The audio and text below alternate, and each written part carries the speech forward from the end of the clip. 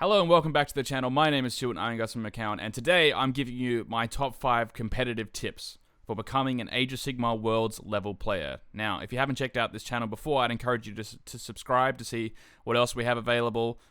Please leave a like and a comment below. If you're interested in more behind the scenes content, you can check out my Patreon, and as always, follow me on Twitter and other socials. Okay, so today we are talking about some things that I think would improve a lot of people's game that I've kind of gained from my own journey in Age of Sigmar. Okay, so that's what we're focusing on. So just to give you a little bit of context about what this video is going to be about, it's going to be competitively focused, and it's definitely going to be my opinion. Okay, this isn't like a guaranteed way to make you an Age of Sigmar Worlds level player, but it is a way to make you, I think, a more streamlined kind of player. Okay. Alright, so my first tip is quite a bit of a simple one, but we gotta first know what we've actually got to solve, okay? And to do that, we have to know what Age of Sigmar actually is, okay? And in my mind, Age of Sigmar really only consists of 3 things in terms of, like, you know, how we're actually gonna get good at it, right? There's list building, there's memory, and there's decision making. Okay, those are kind of the only 3 things in my mind that actually matter in this game. Okay, list building, well, we want to make sure that before we come to the table, we have the strongest option that we can bring, or at least, you know, from the tools that we have, because, you know, obviously sometimes there are issues in terms of acquiring models. We all have factions we kind of love, okay, so we have to have the best version of ourselves before we come to the table, right? And list building is the way we can do that. Okay, so that's the first thing. Over on my Patreon, we focus on this a lot. And definitely as a community, we already kind of focus on this on a huge part, okay? Like from a YouTuber's perspective, this is actually what most of the content is about that's out there. Like various Age of Sigmar kind of channels aimed to get people better at Age of Sigmar mostly focus on the list building axis, right? And the reason for that is, of course, it's easier than the other two to teach, okay? Like, I can give someone a list and explain what it is, and, you know, once they've got that, then theoretically they can apply it in the same way that I do to the game, and maybe they can replicate the same level of results, right? And that is the premise behind net listing, right? Well, I don't know how to list build, so I'm going to grab this list from the internet, and hopefully I can maybe replicate some of the results of the person that was bringing the list had, okay? So, like, okay, here's this 5-0 list, I'm going to take it, and let's see how we can do in the tournament. But I think with the 2 other skills insufficient below, particularly with certain kind of lists, okay, you're going to struggle, even if you net list, okay? So even if we've got an amazing list, if we don't have these 2 other things, it seems a little bit hopeless to me. So the first thing we need is, other than list building, is memory, okay? Memory. This is like half the battle of this game in my mind. Remembering rules. Okay, now, why is this important? Why can't I just bring my BATTLETOME? Why can't I just bring my GHB? Well, we got to save time during the game, okay? That's the first thing, alright? We have to save time during the game. We have too much to do in a turn to be looking up what everything does, okay? We need to know, before we go into the game, what am I going to do with my hero phase? You should just be able to go bam, bam, bam, bam, bam, bam, bam, okay? So, like, I'll give you an example. I'm playing this Smash Bet Vargolf list at the moment. So here's my sequence, okay? Start of the hero phase, I do Finest Hour. Then I'm going to cast Cogs with the caster that's got +1 to cast. Then I'm going to cast Lorcon with one of the guys who hasn't cast the Cogs. Then I'm going to do +D3 attacks, Spectral Host for the run and charge, and +1 attack. Okay, and if there's Damned, then I'm going to take that as well. That is my order basically every hero phase of that army. And because I've got that in my head, I don't have to think when I go to the table, okay? And that's super important, okay? The less thinking that you can do when you're actually at the table is going to make your brain feel so much lighter at the table, right? Like, sometimes when I watch newer players play, it looks like they're over-encumbered mentally on the table. There's just too much to think about. There's too much to keep in working memory, right? Okay, so I've just touched on working memory there, right? So really, I mean, we kind of need a background knowledge of psychology here. So the two types of memory that I think are most relevant to Warhammer are the long-term memory and working memory, okay? So, I mean, there's short-term memory as well, but I think particularly long-term memory and working memory are most important in this game. So long-term memory, well, that's where we're gonna remember all the rules. Okay, before we get to the table, we're gonna sit down. We're gonna, I don't know, make some flashcards. We're gonna try and talk through the rules to our mate. Right, that's a great way of learning rules, is actually to try and teach rules to other people. Right, so you'll notice that when you watch some people play at the start of the game, okay, they explain to their opponent what their army does. Now, there are several reasons for this. One is to make sure that your opponent knows that you're not cheating, but the other way is because actually it reinforces your own knowledge. Okay, having to explain to your opponent what your army does is going to help you reinforce that long-term memory of the rule. Okay, and in the long term, that's going to mean that you're going to have less to keep in your working memory during the game. So what is working memory? Well, working memory, unlike long-term memory, is a very limited memory capacity, right? When we're playing the game, I believe it's 7 things is like the magic number, somewhere around that area. Like, we can only keep that much in our brain of like mega short-term memory stuff, right? So if you're trying to keep a rule that you just learned from your BATTLETOME in your working memory while you're trying to make decisions, while you're trying to move units and all this kind of other thing, well, some of them are going to get knocked out of working memory. And what does knocked out of working memory equal? That equals mistakes. That's what that is, right? It's like, I forgot to do this. Well, what actually happened with the forgot to do thing is something new came. Either you looked up a rule or something like that, and it knocked out the other thing that you were supposed to do, right? Okay, I'm supposed to move this unit here, and then I'll remember to do that later. And then you go, okay, I'm gonna look up this unit's movement value, and then oh yeah, what's running again? How do I run? And then okay, I've run. What's deadly again on the table? Oh yeah, I've taken deadly. Do I have a ward save? Oh yeah, my ward saves are 4 up, and then oh, it's okay because I'm gonna heal that next turn. And by the time you get to that, you forgot to move that thing over there, right? Okay, so the problem there was, we're not supposed to be looking up all that stuff that we looked up in the second stage of that. We're supposed to go, okay, I need to move this thing, but I'm going to move this thing first. Bam, I'm going to move this thing now, right? We're trying to, limit all the stuff we're remembering about. Now, when you're playing against someone who's really good, what you're going to notice is they're actually trying to knock stuff out of your working memory. Okay, that's actually part of playing Age of Sigmar at a high level, is trying to fill your opponent's brain with stuff that they don't need. Okay, so that comes into list building as well, right? Because if we have a list that has lots of mechanics that our opponent needs to remember, then this becomes more difficult. Okay, so that's something to consider in terms of memory. But I think I've explained why memory is so important. It's by far, I think, among these 3, probably the most important thing. And then decision making is the other thing. Now, this is the hardest of all of these to fix, okay? Because decision making only comes from experience. It comes from experience for having a veteran factor, right?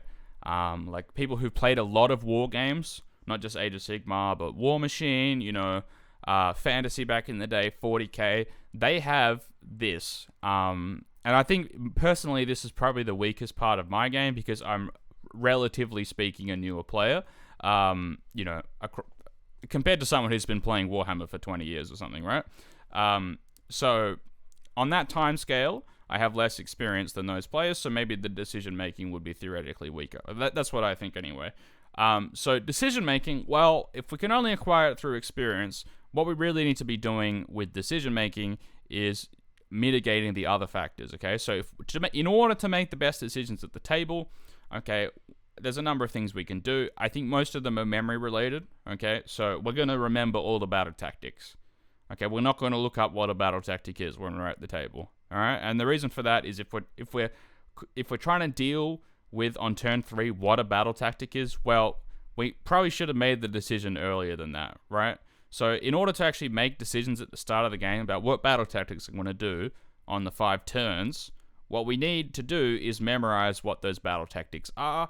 We need to memorize on this battle plan what battle tactics are easy to do, which ones are hard to do, what battle tactics can my army do when, what are my turn 1 battle tactics, what are my turn 2 battle tactics, 3, 4, 5, okay? We got to remember all this stuff, all right? If we memorize all that stuff, then the decision making should be easier, Okay, so that's my first tip. We got to master these 3 things if we want to get good at Age of Sigmar. But I especially think that memory is one that's maybe a little bit underestimated at the moment. Okay, cool. So number 2, do not look at your battle tome during the game. That is. Okay, this ties into the memory thing, but do not look at your battle tome. Okay, now if we want to get really good at Age of Sigmar, I'm gonna give you a rule. Okay, if you don't know a rule, you are not allowed to use it. Alright, now that's going to change the whole game, because you're going to go into game, and you're going to go, oh shit, what was that rule? And then you're going to go, oh yeah, no, I don't know. I'm not allowed to use it. So what you're going to do is you're going to be able to use the rules that you have, and the rules that you know, to the best of your capabilities, right? And then, once you learn all the rules, you memorize all the rules, you sit there with your flashcards, you explain it to other people, you slowly get better at it, you have a full mastery of the rules, okay? Then you're going to be able to handle it in terms of working memory, right? Because we don't have to think about the rules anymore. But as soon as we're looking at the battle tome during the game, as soon as I see my opponent doing that during the game, I instantly know that I have some sort of like memory advantage, right? I see them looking at the battle tome, I know they're going to forget stuff. So do not look at your battle tome during the game. That's like my I guess number 2. But this is a huge tip for me. Like, I think if people start doing this, it's going to totally change their trajectory as a player. Now, still bring your battle tome, but what you're going to do is you're going to bring your battle tome and you're going to give it to your opponent at the start of the game, and you're going to go. You're going to say, if anything seems like an issue, mate, feel free. You can look that up. Your opponent's going to really appreciate that. They're going to be like, oh, great. Now I know this guy's like full above board. It's going to be a great game. If I have any issues, I know I can look up a rule. But if they do look up a rule, from your perspective, you're kind of like, okay, well, that's another thing in their memory. Maybe that's a good thing that I've kind of forced them to maybe make some mistakes in their own game because they're looking up my rules, right? We're not trying to be that cynical about it. Like, we're not trying to make it so they look up rules to make them make mistakes. But the point is, the battle tome is there for your opponent and possibly his hero or something to look at a rule, but you shouldn't be looking at it during the game, okay? And yeah, let's follow the rule that if we don't know a rule, we're just not going to use it, okay? Now, obviously, there's some times where you're going to have to look up a rule, okay? And in particular, like if you haven't remembered your weapon profiles yet, that's something you need to look up. But that's where you need to have like your War Scroll cards or something like that. Now, I still think you should remember those, but I know some people struggle with that, at least initially. But until you remember those, you can maybe have some like stat sheets or something for each of your units. But in terms of rules, like allegiance abilities, stuff like that, just don't use them if you don't know them. If you have to look up what they do, even if you have to look up the range, just don't use them. It's gonna just cost you an immense amount of time and thinking to use them, and you're not gonna learn if you continue to look them up during the game, right?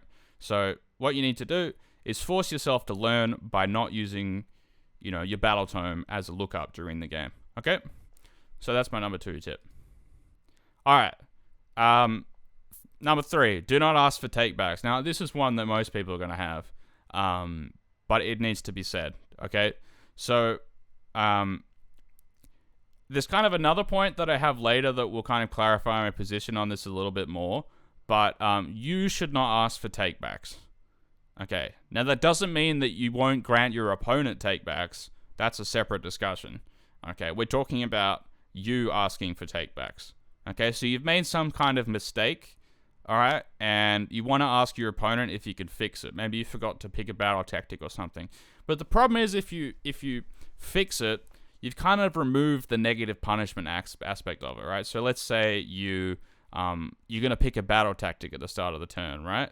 And then in the course of looking up the battle tactics, thinking about some other things, you actually forget to say what battle tactic you're going to use, okay? Yeah. Now, the other thing I would say with this is while you're looking at the battle tactic, I think it's best not to think out aloud, okay? The reason for that is, one, it's going to confuse communication with your opponent, okay? So when you're looking up the battle tactic, I wouldn't be saying, oh, yeah, I could do this one, but that's hard. I could do this one. Just have a think on your own, okay? And try and come up with the best battle tactic for that turn. And then if you do forget, okay, we're not going to ask for takebacks. All right, we're gonna just learn. We're gonna get to the end of the turn, and we're gonna say, all right, I stuffed up the battle tactic, but I'm going to cop the 2 points, okay? I'm going to lose the 2 points, and that way, next time, when I do get to picking a battle tactic, you know, I'm not going to do it again. Now, I'm playing a list at the moment where, you know, like, frankly speaking, it would be miles easier if I could ask for takebacks. So I'm talking about the Squid Copper list that I'm playing at the moment, right, with 4-up rally. It's an extreme, like, finesse army. Like, if you want to learn the nuances of coherency and casualty removal in Age of Sigmar, play that army, because it's insane, right? Like, every model I remove, I have to think about, okay? So, with that army, I've learned, as painful it is, that I need to not ask for takebacks, because, well, in that army, me stuffing up, okay, is often the difference between losing a whole unit of 30 Squid Hoppers and basically losing none of them, because they'll rally back. So, basically, the situation is, okay, you have 30 Squid Hoppers, your opponent kills like 10, and then you remove the middle 10, and you have a back 10 that's in range of Battle Shock Immune and 4-up Rally. You just CP the Battle Shock, you won't be in range of the Battle Shock Immune because you're not wholly within, and then you remove the front group and then rally it back, okay? And some difficult things can happen, right? So the main thing that happens is, in stringing back, you want to make sure that you have sufficient numbers back at the shrine, and that those numbers are coherent, A, and B, actually wholly within 12 of the shrine. And if you stuff that up, then the whole unit's going to die, okay? So, in that army, though, it's really important for me not to ask for takebacks, okay? Because if I ask for takebacks, I'm never going to feel the immense pain that I have felt, I think 2 or 3 times now, where I've either had to like give up a battle tactic to keep my hoppers alive, which often ends up being my choice, or I just lose the 30. Okay, so yeah, having to think about those 2 things is definitely difficult. But yeah, not asking for takebacks, okay, is really important when we're playing, especially that kind of difficult army. Okay, so just don't ask for takebacks. Yeah. Okay. Cool. Now, I need to make a whole video on this at some point, because I have kind of like a whole manifesto around this planned. But, okay. So, there is a certain amount of cheating that happens in this game. And there's actually a lot of cheating that happens in this game. Now, some of it is intentional, some of it is unintentional, and some of it, and actually a lot of it, is in the middle ground, which is, okay, is he being intentional about it? Like, is my opponent deliberately forgetting rules? That can happen. For sure that can happen. And then there's all sorts of gray areas, like, you know, is my opponent taking long time on this turn? Is he contesting everything I do to slow down the game? You see that one a lot, where, like, if you move, they're constantly, like, checking every 0.1 millimeter on the tabletop to try and slow down your game, and also overload your working memory. But I would say you can often pull the Uno reverse card on that one. Not by doing it in your opponent's turn, but realize that your opponent, by trying to slow you down, is also probably going to forget stuff about their own army in the process, okay? So you can definitely do that, but I think my number one advice to do with cheating is you just need to know all the rules to the game if you want to stop cheating. Now, that sounds insane, to know all the rules in Age of Sigmar, and it is a lot of stuff to know, okay? But you just have to realize that if you don't know all the rules to Age of Sigmar, people are going to cheat against you. Okay, there are even really high-level players that I've seen this happen to, where their opponent has done something like, I don't know. I mean, this isn't an actual example that happened, but let's give an example of maybe the Sylvaneth player strikes and fades in their opponent's turn, right? Well, we know that that's not the case if you know what the Sylvaneth BattleTome does. It's supposed to just be in their own turn, but, you know, perhaps, you know, their opponent has done it, and they hadn't realized, and it's just happened, and then at the end of the game, they've realized that their opponent's cheated. Now, obviously, their opponent should not cheat, and that's a terrible thing to do, but you probably should know, realistically, that Sylvaneth can't do strike and fade in both turns. And certainly, if you want to stop your opponent cheating, you need to know these things, okay? So your 2 choices in my mind is, you're either going to sit down and you're going to, like, make sure to put a lot of effort into learning a lot of rules in this game, and particularly the ones that are most present in the meta, right? Like maybe you could sit down, you could go to the top 10 lists on a ladder and just try and, like, memorize what all their list does, okay? Like, this list does this. Okay, here are all the allegiance abilities. Kind of list them off. Like, you know, for example, can you list off the 5 turns of Daughters of Cain's chart? Can you list all the different rituals of Ardeneth Deepkin? Can you list what they do every turn? Can you list all the benefits of the Loon Shrine? And that's not a meta army, but can you list what all the different Stormcast sub-allegiances do? Can you list what all the things that Seraphon can do in the hero phase that cause ranged mortal wounds? Can you list what how many attacks 15 bow snakes has, and if they can shoot twice? Stuff like that, right? We need to like sit down and learn this stuff. Because if you're playing in a tournament and maybe your opponent's taken a net list, okay, there's a chance that they could cheat intentionally or unintentionally, okay? So we need to know the rules to the game, and we need to be able to call our opponent out at the time if they do get the rules wrong, okay? If you don't do that, you're just going to have to accept that it's going to happen, and there's probably not much you can do about it. Unfortunately, that is the situation we're in. Maybe one day we'll have referees and we won't need to worry about this, but for now, if you don't know your opponent's rules, one of these games, they're going to cheat. And it's just going to happen, and you're going to hate it, and you're going to wish you would have known the rule at the end of the game. So the best you can, just try and learn as many rules in this game as you can. Like I said, memory is a huge part of this game that's a bit underestimated. If you can just learn all the rules, then you're going to be fine with cheating. Okay? Cool. Alright, and it's my last one, which I'm still working on, but I try to do this, okay? This is hold yourself to a higher standard than your opponent, okay? So I've mentioned a bunch of things in this video that you might be tempted to apply to your opponent as well, right? Okay, so for example, the last point, you might be like, well, why can't I just cheat? And if my opponent doesn't know that I'm cheating, then they need to know the rules and it's their fault, okay? Well, we're not going to do that because we're going to hold ourselves to a higher standard than our opponent. All right. So if our opponent asks for takebacks, we can give them takebacks if they if we feel like it. Okay. If we feel like it's not egregious. I'm not a fan of like post unless it's something small. Like if it's maybe like one or two phases out.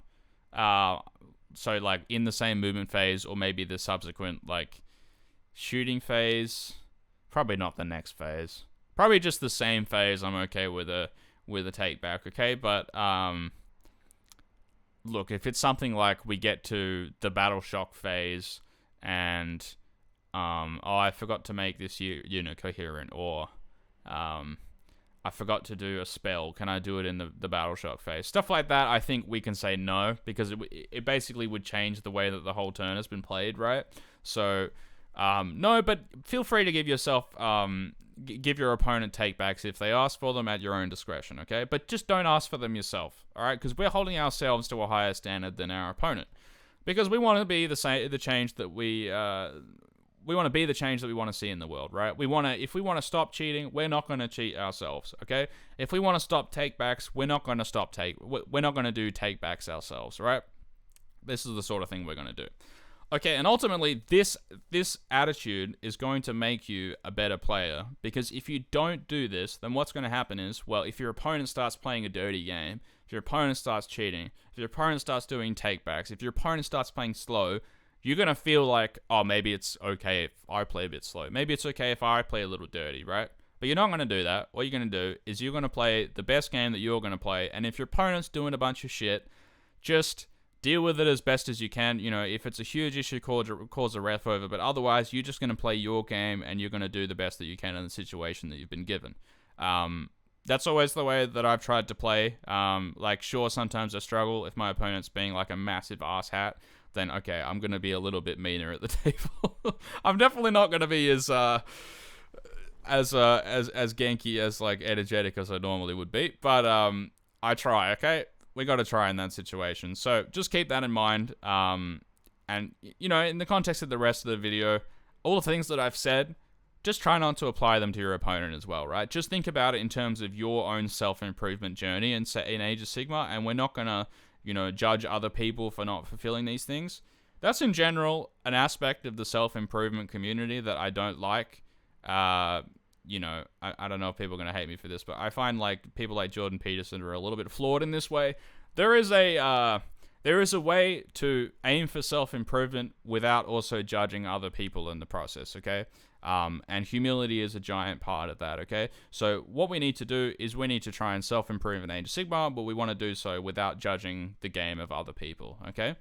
Alright, so that's my spiel for today. I hope you enjoyed today's video. If you did, please give a like and a comment down below, and tell me your greatest take back and why you wanted it, and maybe if you were given it or not, okay? Alright, and yeah, as I said before, check out Patreon, socials, and I'll see you in the next video. Okay, goodbye.